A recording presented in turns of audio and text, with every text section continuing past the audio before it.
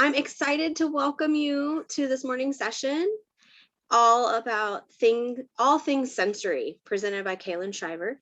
Kaylin is an occupational therapist specializing in both pediatrics and sensory integration, based out of Indianapolis, Indiana, where she works in an outpatient setting, utilizing hippotherapy as a treatment tool, as well as a traditional occupational therapy. She's a graduate from Indiana University's occupational therapy program in 2016 and has been practicing in outpatient pediatrics since graduation. She also has advanced training in both sensory integration and autism spectrum disorders, and has recently completed the USC Sensory Integration Certificate Program. And it says in here that she is an avid runner and reader, and she enjoys with her husband and daughter exploring and going on adventures. So please help me welcome Kaylin. Turn it over to you.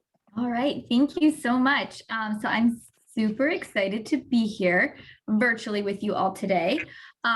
So like Sarah mentioned, I'm an occupational therapist, and I work in outpatient pediatrics, where I specialize in sensory integration. And so today I wanted to talk to you guys about all things sensory, with the focus really being on what is this idea of sensory regulation and how the heck do I get there? And how can I use practical and real life strategies to help our kiddos achieve sensory regulation? So we will go ahead and get started. So a little bit about me. Like Sarah mentioned, so I graduated from IU with my Master's of Science in Occupational Therapy. I currently am board certified in pediatrics within the field of occupational therapy. I hold certification. I am a certified autism specialist, and then I also hold advanced training in sensory integration through the University of Southern California's sensory integration program. I currently work in outpatient pediatrics. I specialize in sensory integration, and I have the amazing opportunity to utilize animal-assisted therapies, primarily hippotherapy, with the kiddos that I serve. And I love to run, read, and adventure with my husband and my 4-year-old daughter. We get into all kinds of fun shenanigans. So just a little bit of background about me, so you guys know who is telling you about all of these sensory things. So kind of what we're going to do today, where we're going to go.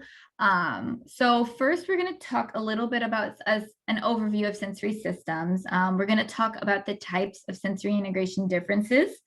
We're going to introduce this idea of what is sensory regulation, how the heck do I get there? And then we're going to talk about some real life practical strategies to achieve sensory regulation. And then I've left some time at the end to kind of wrap up, have some discussion, answer some questions, that kind of thing. And so I won't get too heavy into like the nitty gritty, like anatomy and things like that, but I do want to talk about kind of the background behind our sensory systems, because I think it's easier to understand those strategies when we understand the why and the what behind those strategies. So like I said, I won't get too heavy into it, but I did want to say, you know, that I think it's important to understand kind of that background. So sensory systems, we have 8 sensory systems. I know when we were all growing up, we learned about those 5 sensory systems, right? Our sense of touch, sight, sound, taste, and smell. Those are our external sensory systems, but we actually have 8 sensory systems in our body. We also have our sense of proprioception, our sense of vestibular, and our interoceptive sense as well. And those are really kind of those more internal senses, kind of what's going on inside of our body. So all together, these 8 sensory systems really work together to help us perceive, interact with, and engage with the world around us. First and foremost, we are sensory beings. And so it's through all 8 of these systems that we really understand the world around us. So that being said, we're not going to talk about all 8 today because that's a lot of information. We're really just going to be focusing on 3 sensory systems today. So we're going to focus on our tactile system, our proprioceptive system, and our vestibular system. So these systems, I have them labeled here at the bottom of the pyramid because these are really the 3 foundational sensory systems that everything else kind of builds upon. So when we're talking about sensory integration and regulation, we really want to be addressing things through these 3 sensory systems primarily. So that's what we're going to focus on today. So we'll go into a little bit more detail about each of these 3 systems before we start talking about regulation and things like that. So that being said, first and foremost, we will talk about the tactile system. So this is your sense of touch. A fun fact about your tactile system is that it is the earliest system in utero to develop, and this is the most mature sensory system you have at birth. Your tactile system is almost entirely neurologically mature by the time that you're born. So this is a really powerful and a really pervasive sensory system. Your tactile system is the first way that you interact with your environment when in utero and as a baby, right? And your touch system is really, really powerful in this idea of your emotional development. It's one of those foundational underlying areas that really impacts how we are able to emotionally develop as babies and toddlers and kids, and moving on from there. So the tactile system is really, really important. It also highly influences your overall state of arousal, right? How fast your engine is running throughout the day, your overall emotional tone. Your tactile system influences your body control and your body awareness and your perception. So really, your tactile system kind of has a hand in everything, how we interact with the world, both physically and emotionally. So one of the great things that we can do when we're talking about regulation is we can really look at the tactile system and see how can I adjust this or how can I influence this to help my kiddos regulate. So tactile system is super important. The next system we'll talk about is the proprioceptive system. So this sensory system. This system primarily informs the brain about your body position and movement, so where your body is located in space. It receives input from your muscles, your tendons, your ligaments, your joints, and your fascia, and it takes input from all those different areas on your body and sends it back up to the brain so that your brain is able to recognize where your body is and where all your different body parts are in space.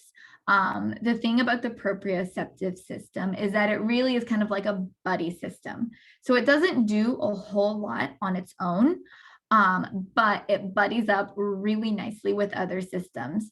So the proprioceptive system buddies up really nicely with your tactile, your touch system, to help you perceive body movement and position. And then your proprioceptive system also buddies up really nicely with your vestibular system, which we'll talk about next, to help facilitate things like posture, right? Your ability to maintain an upright position against gravity, overall coordination, stability, and then just your overall balance.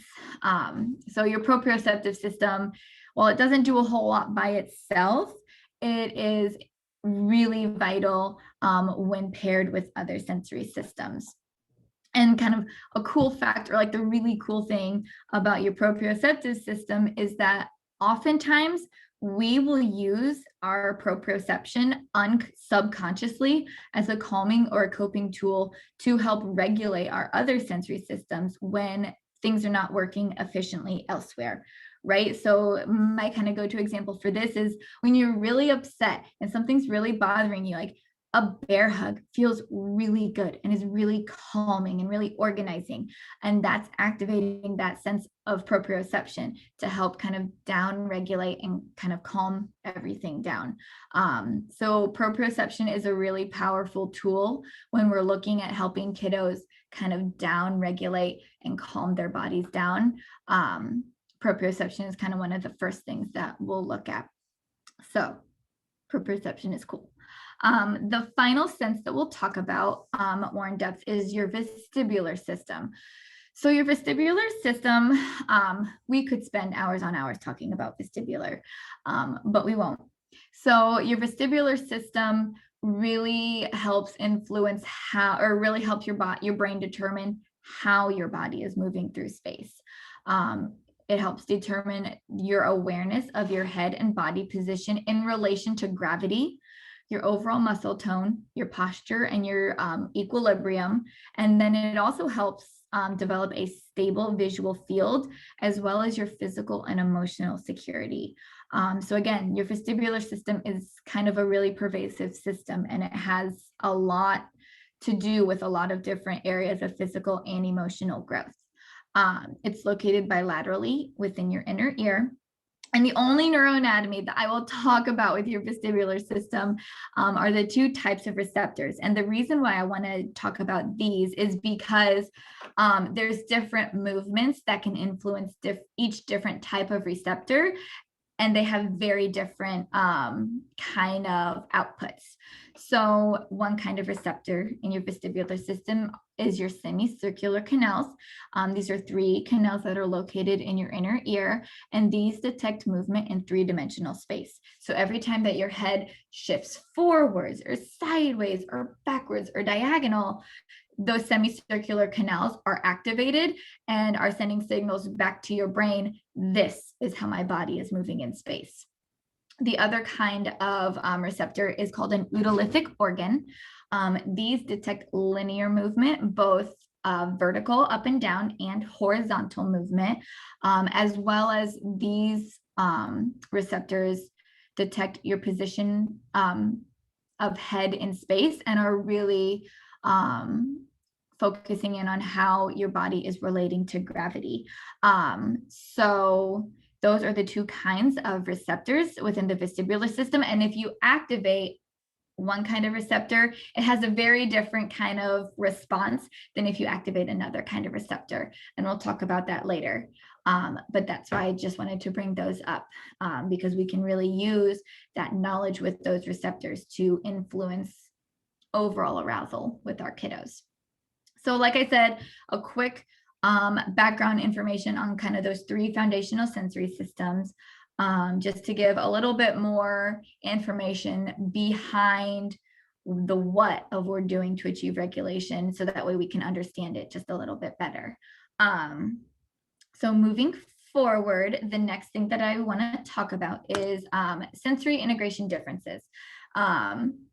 And the best way that I have found to describe sensory integration differences is with a cup analogy. So I'm sorry if you've heard this cup analogy before, bear with me, but I will go over it. And I think that this is a really great way to kind of understand how individualized, how unique everybody's sensory systems are, and really kind of puts a picture to it. So like we said earlier, we have 8 sensory systems within our brains. So each of these sensory systems has a cup. Everybody has 8 cups in their brain. Everybody's cups are different. Everybody's cups are different sizes, different shapes, different colors, right? It's all very individual. It's all very unique. Each cup can be a different size. Some people have really, really big cups in a couple of areas, and some people have really small cups in another area. And then some people have, just kind of the regular old 12-ounce coffee mug for other sensory areas. So we've all got these all different cups in our brains. When the cup is filled up just to the top is when things are working perfectly. When your body is feeling just right, things are going great. Your body is processing sensory information efficiently and effectively. You know what's going on. You're engaging with your environment. Things are just running really smoothly. That's when your cup is filled up all the way up to the top. Now, say you've got a really, really big cup. Maybe you've got a really big proprioception cup, like a lot of our kids have. You need to dump a lot of input into that cup to get to that just right level, right? So these kids need lots and lots of input to get to that just right state. On the flip side, maybe you've got a really, really small auditory, a really small sound cup. I myself have a very small sound cup. So just a little bit of input sprinkled into that cup fills me right up to the top. But then if I get any more input before I have a chance to kind of decompress and unload, my cup is overflowing. I'm going into a meltdown. This is no good, right? This is a sensory meltdown. I'm overwhelmed. I'm overstimulated. It's just not good. So that being said, our goal is to help our kiddos keep their cups filled up just right, and manage those cup levels throughout the day. So that way they can engage in sensory systems or engage with the world around them to the best of their abilities. So that's my cup theory. I hope that made sense. If it didn't, let me know and I'll try to explain it better. So there are actually 3 different kinds of sensory integration differences. And when we're talking about sensory integration differences, like I said, there's 3 areas. So the first is a difference in processing. So processing is really your ability to manage incoming sensory information at multiple levels, right? So we're getting input 24/7, all day, every day through all 8 sensory systems. And processing is our ability to manage that efficiently and then respond back. So sometimes kids will have a really hard time processing information because there's just so much coming at, and how do I know which piece to focus on versus which piece to not focus on, and how am I going to organize all of this input in my brain? So another type of integration difference is called modulation. And modulation is really your ability to change and adjust to incoming information and to filter out the information that's not important versus really focusing in on the information that is important. A really good example of this is like the tags on the back of your clothing, right? If you've got an efficiently processing tactile system, when you put your shirt on this morning, maybe you felt the tag on the back of your neck a little bit and you're like, oh, there's that tag, but you were able to move on from it, right? Versus now I'm talking about it and you all are like, oh my gosh, I have this tag on the back of my neck. It's just itching me. Oh my gosh, what's going on? Because I brought attention to it and now we're hyper focused in on it. But if we're modulating information well, we're able to, after that tag initially is honest, we're like, okay, this is not important. This is not like a life or death situation. I can move on from feeling this tag on the back of my neck. And a lot of times our kids are unable to modulate and filter that out. And they're like, oh my gosh, all I can think about is this tag on the back of my neck and it's itching me and I just can't stop thinking about it. So that is really kind of my go-to example for differences in modulation. There are actually 2 types of modulation differences. There is hyperreactivity. So these are kids who have really, really small sensory cups. Just a little bit of input is enough. And then if we get any more, we're overflowing into a meltdown. These kids have what's called a low threshold for input. They don't need very much. And these are the kids who just can't stop thinking about the tag on the back of their neck. Versus a hyporeactive modulation issue is somebody who's got a really, really big cup, and they need to dump a lot of input into that cup to get to that just right state. They have what's called a high threshold for input. A lot of times we'll see kids have really, really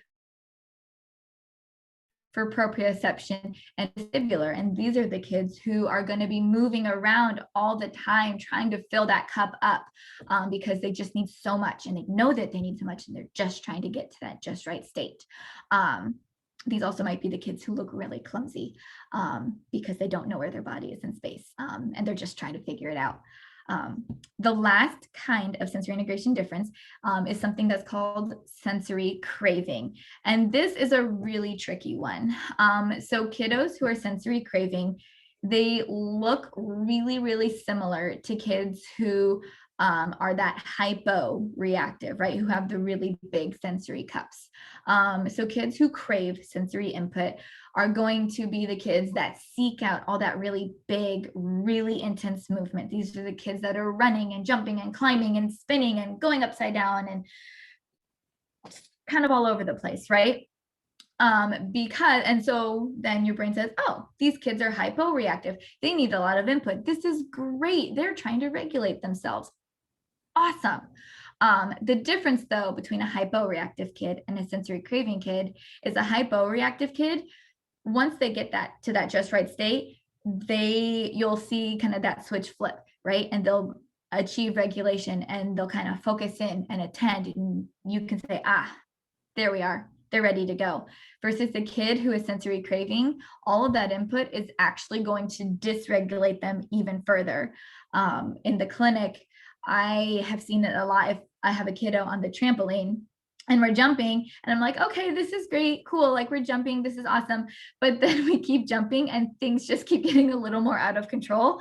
Then I'm like, okay, they're craving this input, but this isn't really filling their cups up, so to speak. It's actually emptying out their cups. I'm like, oh my gosh. So with these kiddos, we need to be really mindful about helping them fill their cups up without using input that's going to be dysregulating.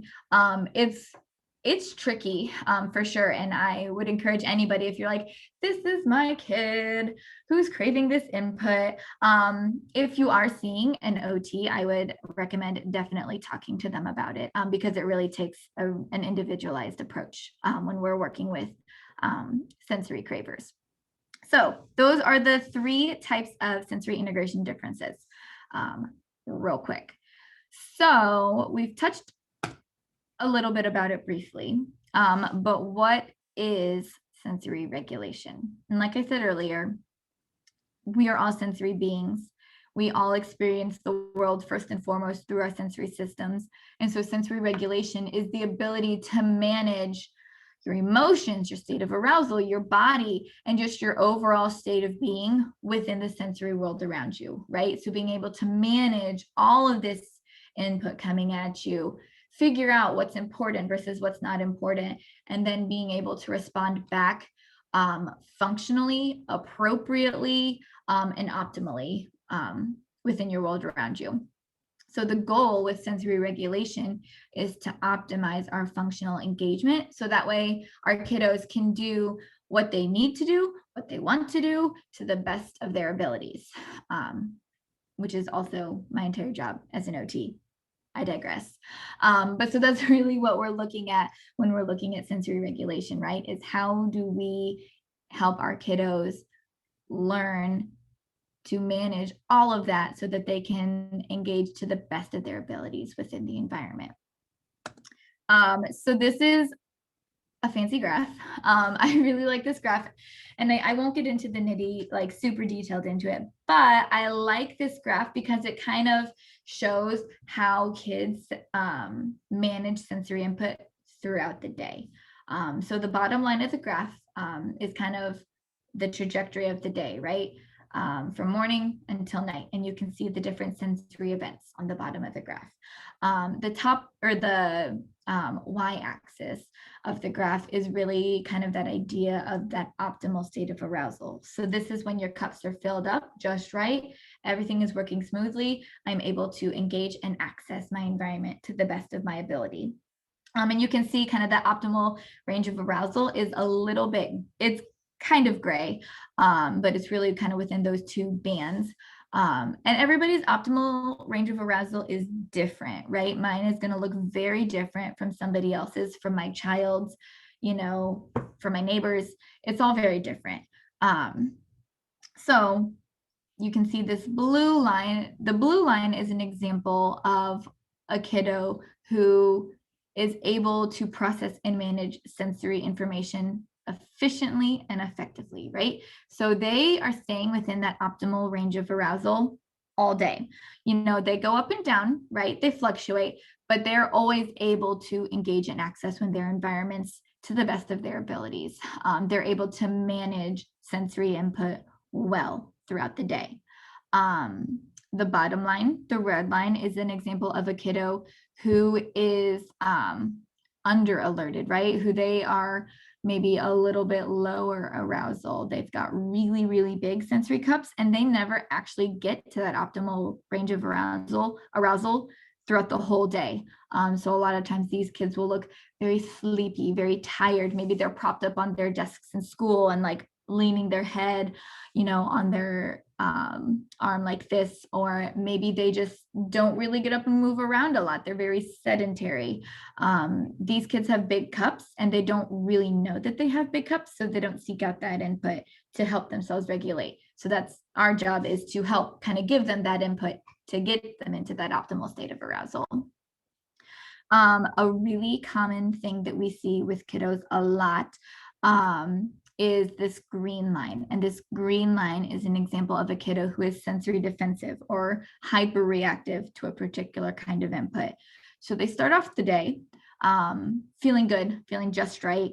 We're in that optimal range. But as the day goes on and we experience more and more sensory events, we start to creep up over that optimal state of arousal until eventually we're in an overloaded state, we're overstimulated, perhaps a meltdown is happening, and things are just a little bit out of control for that kiddo. A good example of this is kids who are able to hold it together all day at school, and then they come home and they let it all hang out for parents, caregivers, whatever grown up they see after school, because their cups have been filling up all day and they've not had any opportunity to kind of dump them out, refresh, recharge. They just keep getting input kind of dumped on them, and then it becomes an overload situation. So this is something that we see a lot of times with school age kiddos, right? And they hold it together in school really well, but then, we kind of let it all hang out at the end of the day. And then the last line that I want to talk about is a kiddo who is on sensory overload. And this is that yellow line. And these kids, I feel really strongly for these kids because this is hard. So these are kids who have no idea what an optimal state of arousal is. They don't know what just right feels like.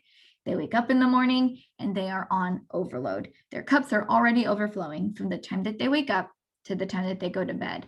And this is hard. So these kids are truly in a fight or a flight state of being. Their nervous systems are on overload and they're on fire, and it's painful.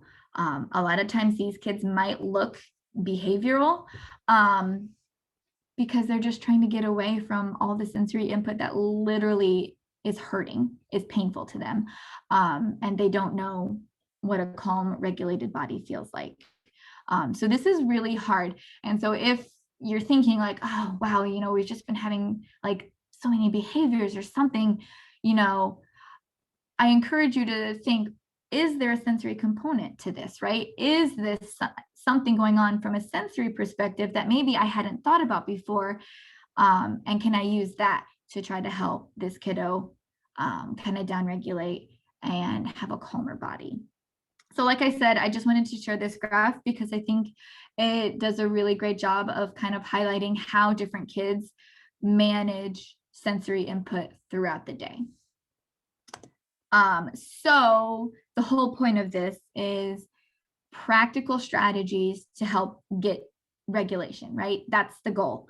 And my big thing is strategies that work in real life, because it's great if I'm in the clinic, I can do all kinds of really cool stuff, but our kiddos don't live in the clinic, right? My goal is to help caregivers use real life strategies to help achieve regulation throughout the day. So really, there's two things to work for. And this is where I always talk about caregivers are the expert on the child, right? You know your kiddos better than I ever could, right? I might be the expert in sensory, but you are the expert on the child and you know your kiddo better than anybody else. So that being said, the first thing to do is to watch for signs of dysregulation and provide input before that dysregulation becomes more of a meltdown, right? So dysregulation is going to look different in every kiddo. It might look like a flushed face. It might look like increased inappropriate excitement, increased fidgeting or increased movement. Sometimes it might look like some signs of aggression.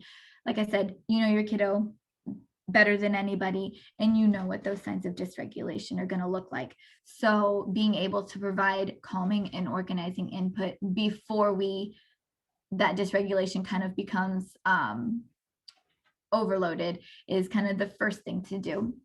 And the second thing is providing multiple opportunities for sensory input throughout the day. I wish that it would be so easy as it to say, do X, Y, and Z, and it's great. You've achieved regulation. Awesome. I wish there was a simple protocol, but with the nature of how individualized and how unique sensory integration is, it's not that simple. So the best thing that we can do is provide multiple opportunities for sensory rich environments throughout the day. So combining different types of proprioception, vestibular, and tactile input, and we will get to examples, I promise, are going to give you kind of the most bang for your buck, because these are those three foundational systems that really influence our state of arousal the most. And then the other thing is to focus. Is to focus on providing these opportunities for input before and after things that you know are going to be really hard, right? So say getting up in the morning and getting dressed is just such a challenge right now. And it is just really hard. And you know that it's sensory based because I don't like the way that my clothes feel on my body. I get that. So knowing that, being able to provide some sensory input before to prep our kiddos' bodies, and then afterwards to kind of help them decompress is going to be kind of the best way to incorporate a sensory diet, if you will, into everyday life. So that being said, I do have examples. So I call them pro tips because it's fun. So the types of sensory input that we can provide to influence overall regulation.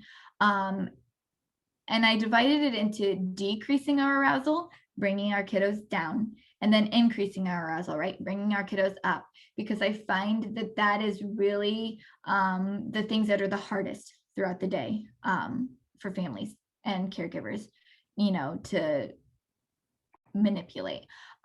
So things that are going to decrease arousal, right? Bring our kids down is something called rhythmic linear vestibular input. Deep touch pressure or proprioceptive input is going to help bring our kiddos down. Anything weight bearing, right? Putting pressure on your arms or your legs or your body is going to bring our kiddos down. And then we didn't talk about any of those other systems, but I do want to bring up that we are very sensitive beings naturally to visual and auditory input. So make sure that if a kiddo is, kind of in that over aroused state, dimming the lights, quieting your voice, right? Decreasing extra sounds around you, that can be very, very powerful in decreasing arousal. And then increasing arousal. So something called irregular vestibular input is going to help bring kiddos up. Light, minimally resistive touch is going to help bring kiddos up. And then inversion, or going upside down, is also going to help kind of bring kiddos up from that under aroused into that just right state of arousal. And I have examples for all of these things too, don't worry. So So rhythmic linear vestibular input, what is that? So these are things like rocking in a rocking chair, swinging back and forth rhythmically, right? Like almost like a metronome. Jumping on a trampoline can be very alerting and very organizing. Again, if it's done very rhythmically, right? Almost like you've got a metronome going. That deep touch pressure, that proprioceptive input, these are things like bear hugs, compression, weighted blankets. I call them squeezies, but doing arm squeezes on kiddos, doing animal walks, and then even things like playing with Play-Doh or Theraputty or things like that that are really going to be resistive and give feedback back into hands. Those are all going to be things that are very organizing and very kind of pull kiddos back down and kind of decrease that arousal. Weight bearing, these are things like doing animal walks. Doing wheelbarrow walks is a really great way to get some weight bearing in. And then even something just like tummy time. I'm a big fan of tummy time for everybody all day, every day. We all could do more tummy time in our lives. But just getting those body parts pressing down on the ground around us is going to activate all of those receptors that we talked about with that proprioceptive system and really kind of send organizing and very calming input back to the brain. Like I said earlier, dimming visual and auditory input as well. So when we're looking at increasing arousal, right, that irregular vestibular input, this is going to be things like swinging in circles. I don't love spinning just because it's almost too powerful, right? A little bit of spin goes a really, really, really long way. And a lot of times spinning kind of floats into that sensory craver idea, right? So we love that input, right? And so we spin around, but now it's dysregulating me, right? Now I'm kind of over the edge. So I don't love a whole lot of spinning just because it is too powerful of an input, if you will. But swinging in circles, right, like around kind of like an orbit, is really great. Climbing, things like log rolling, going up and down inclines, climbing up and down and over like couch cushions, like an obstacle course. All of those change how your head is positioned in space in very irregular patterns. And so it's going to kind of wake up your body and wake up your vestibular system. When I'm talking about things like light, minimally resistive touch, these are things like playing with slime, playing with shaving cream, a gentle tickle, if you will. And then things like sensory bends. These are all really great activities to kind of bring up that state of arousal. And then inversion, right? Going upside down is, again, a really powerful tool that we can to kind of bring kiddos up. And this can even look like doing like down dog yoga poses, right? It doesn't have to be crazy, elaborate, intense. It can literally just be turning on some cosmic yoga, right? And doing some down dog yoga poses together can be really powerful as well. So that being said, I hope that these examples and kind of these ideas for how to kind of help kiddos manage sensory input throughout the day, I hope you guys got at least one thing. They're like, I can do that at home. I can do this. I hope you got something from this. If you have any questions or concerns, or like, I don't really understand what you said, can you explain that further? I would be more than happy. But like I said, I hope you guys got at least one thing that you can bring home. So yeah. We'll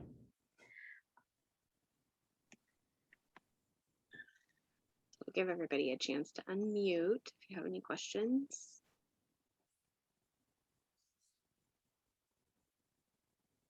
Can you talk about, so obviously like this idea of cravers or craving, it is totally new to me, but I think it does really encompass my own child. And so how do you know if you're, I mean, is there a way to really understand, like, okay, this is too much and I need to back it off? And I know you talked about that, but I mean, just really being understanding of that. And I guess I'm just not sure how to tell the difference. Right. So the kind of my go-to when I can tell, like I've got a kiddo who craves sensory input on my hands. So if we are doing, a lot of whole body movement, right? We're moving around, we're running, we're jumping, we're climbing, and they don't tire out, or we just kind of keep going, or maybe we get a little bit louder with it, right? So like maybe we're vocalizing to begin with, right? But then our vocalizations perhaps get a little bit more, or maybe our stems are getting a little more pronounced as we're going through all this movement.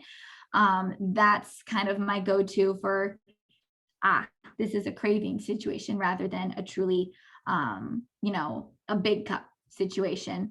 And so then my job as an OT is to help provide that movement input in more functional ways. So maybe if a kiddo is seeking a lot of craving a lot of proprioception, right? They're craving a lot of body input rather than jumping on the trampoline over and over and over again. Maybe I want to play with some Play-Doh, right? Or maybe I want to do, rolling a therapy ball over their body.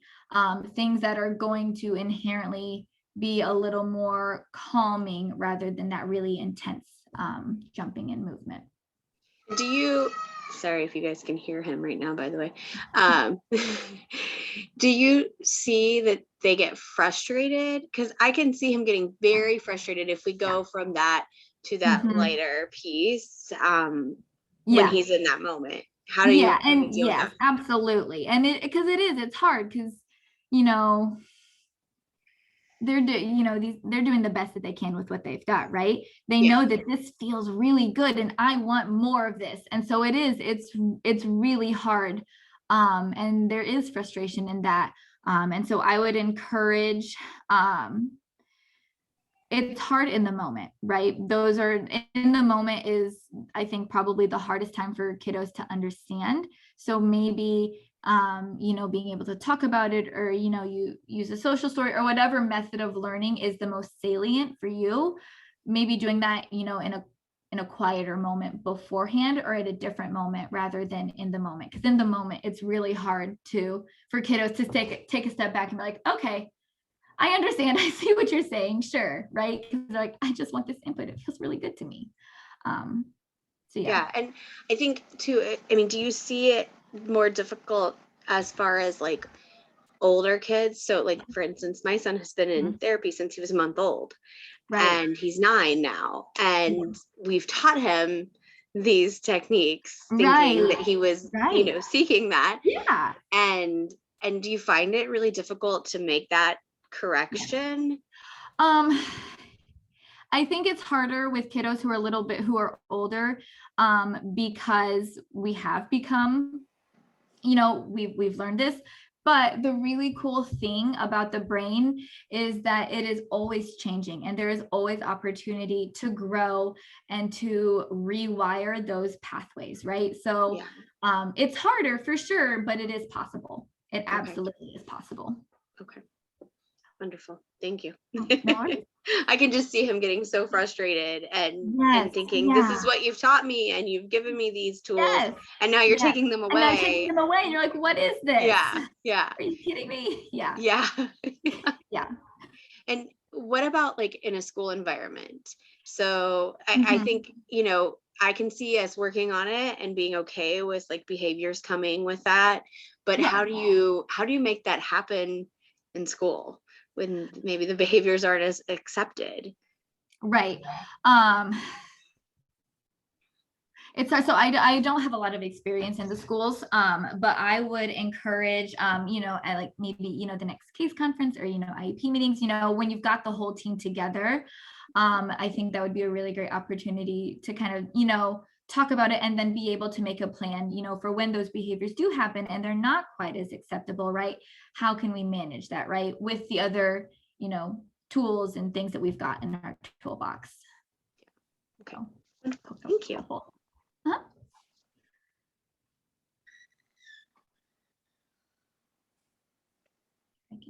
And again, I apologize if anybody can hear him right now because he is quite loud today. He has decided that vocal stimming is happening today. It is a day for it. Yes. Apparently so. I don't know. Sure. Well, I didn't have any questions in the chat box. Did any of you other ladies Okay. have questions? I don't want to end if we have something out there. Thank you again for sharing with us, and your bio and also your contact information is within the app, or someone can contact Fuse if they would like to connect with Kaylin. But we are very, very thankful that you talked to us about this because I think it's such an important topic, and I think we learn new things every day in this area, and it's so helpful, not only to our kids, but sometimes to us too. Like you said, I mean, we all deal with it. So well, thank you so much. I hope you guys get to check out the session from 1 to 2 o'clock today, but also make sure in the next little bit of time you're hitting the exhibitors and the sponsored booths because there's so many resources and you can connect to them right there today. So and don't forget there are prizes for the leaderboard and for the photo caption contest, so make sure you take part in that. And thank you so much for attending this session.